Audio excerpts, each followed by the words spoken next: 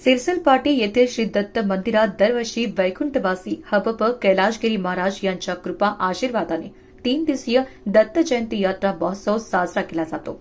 या यात्रेत विविध धार्मिक कार्यक्रमांचे आयोजन करण्यात येते, ज्यामध्ये भजन, कीर्तन, श्री दत्त अभिषेक, महापूजा आणि गावातून दत्त पालखी मिरवणूक या उपक्रमांचा समावेश असतो। धार्मिक उत्सवाबरोबरच भाविकांसाठी महाप्रसादाचे आयोजनही करण्यात येते, ज्यामुळे संपूर्ण वातावरण भक्तिमय बनते। या यात्रेची खासियत म्हणजे जंगी कुस्त्यांचा कार्यक्रम, ज्यामध्ये केवळ महाराष्ट्रातीलच नव्हे तर परराज्यातील नामांकित मल्ल मोठ्या संख्येने सहभागी होतात। सिरसल येथील कुस्ती स्पर्धा दूरदूरपर्यंत प्रसिद्ध असून यात मल्लांचे प्रोत्साहन आणि प्रेक्षकांचा मोठा उत्साह पाहायला मिळतो। सर्व भक्तगण व भाविकांना या यात्रेत सहभागी होण्याचे आवाहन सिरसल ग्रामस्थ व श्री दत्त यात्रा समितीच्या वतीने करण्यात आले आहे।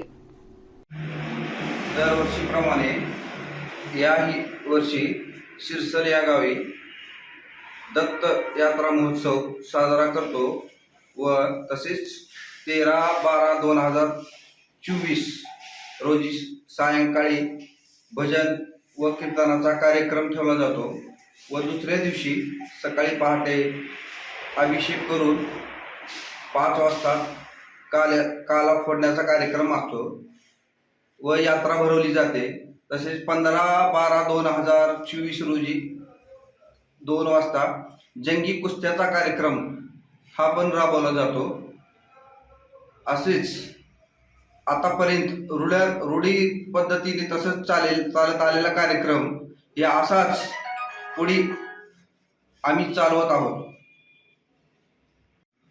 मी सिरसल गावामध्ये प्रत्येक वर्षीप्रमाणे दत्त जयंती साजरी केली जाते व दत्त जयंतीनिमित्त यात्रा भरवण्यात येते। हे पारंपरिक यात्रा आहे। तर 13/12/2024 रोजी हा कीर्तनाचा कार्यक्रम संध्याकाळी ठेवण्यात येतो व पहाटे अभिषेक होतो। दुसऱ्या दिवशी यात्रा असते व तिसऱ्या दिवशी कुस्त्याचा कार्यक्रम ठेवण्यात येतो। हा पारंपरिक कुस्त्याचा कार्यक्रम आहे व जंगी मोठ्या कुस्त्या भरवण्यात येतात। त्याचबरोबर आमच्या यात्रेमध्ये मोठे राट पाळणे, हे बरेच काही असं लेकराचे खेळणे बरंच असतं। तर हे ज्या कुस्त्या होतात पारंपरिक पद्धतीच्या प्रत्येक वर्षी, ते कुस्त्या असा जंगी असतात जे की नामांकित पैलवान महाराष्ट्राच्या बाहेरील पैलवान येऊन आमच्या गावामध्ये कुस्तीचा कार्यक्रम करतात। हा कुस्त्या पाहण्यासाठी अवश्य बाहेरील जनतेने, गावागावातील पूर्व जनतेने त्याचा लाभ घ्यावा या सिरसल ग्रामस्थांच्या वतीने मी नमस्कार। आमच्या या सिरसल पवित्र पावन नगरीमध्ये बऱ्याच वर्षापासून चालत असलेला श्री दत्त जयंती महोत्सव हा दत्त जयंती महोत्सवानिमित्त या ठिकाणी साजरा केला जातो।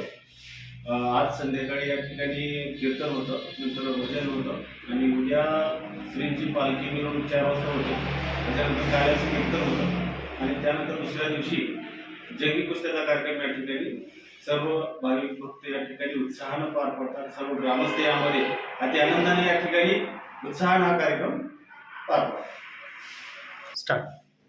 या दत्त जयंती निमित्त जो पालखी सोहळा होतो त्या दत्त मंदिरापासून ते माझे आजोबा रावसाहेब कमटे यांच्या पासून मान आमच्या घरी आहे।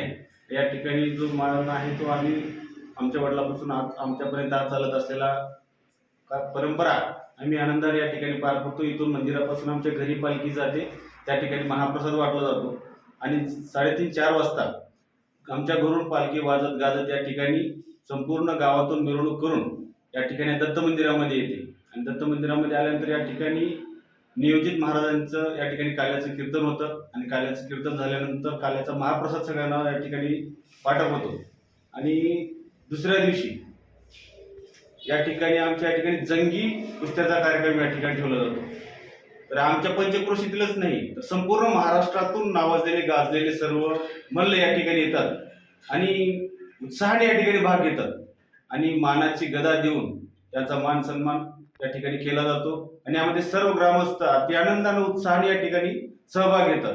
या पंचक्रोशीमध्ये सर्वात मोठं नावाजलेलं गाजलेलं असं हे दत्त मंदिर आणि या ठिकाणी हा दत्त जन्मोत्सव अति उत्साहात पार पडला. तरी मी जे श्री दत्त भगवंताचे जे काही भक्त आहेत त्या सर्वांना नम्रपणे आवाहन करतो, आमच्या गावातीलच नाही तर समूह या ठिकाणी पंचक्रोशीतील सर्व भक्तांनी या दत्त जन्म महोत्सवामध्ये ह्या यात्रेमध्ये सर्वांनी सहभागी व्हावं आणि ह्या उत्सवाला मोठं नावलौकिक आपल्या सहभागामुळे या ठिकाणी निर्माण व्हावं. त्यासाठी मी विनंती करतो की सर्व भाविक भक्तांनी या ठिकाणी सहभागी होऊन हा उत्साह अति आनंदानं मोठ्याने या ठिकाणी संपन्न करावा.